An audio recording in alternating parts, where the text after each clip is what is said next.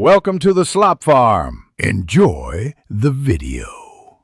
You begin by cutting power and proving the circuit is dead. This is non-negotiable. Once the breaker is off, use a non-contact tester and a multimeter to confirm no voltage. Next, remove the old plug housing, loosen screws, note wire positions, and free the cord. Make sure to document color and terminal layout before disconnecting. You want clear access to conductors and strain relief.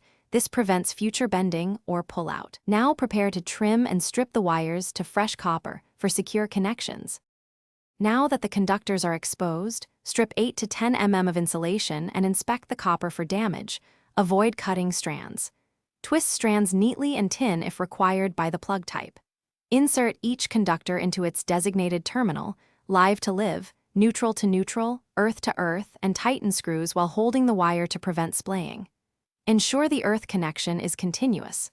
Once tightened, route the cord under the strain relief and clamp it so tension won't pull contacts loose when the cord is tugged.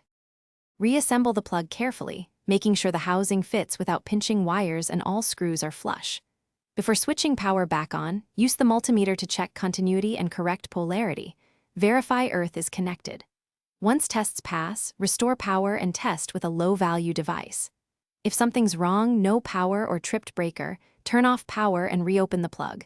Recheck wire order, look for loose strands, tighten terminals, or swap the replacement plug if terminals are damaged. That single troubleshooting check solves most. Thanks for watching. Consider subscribing if we helped you today.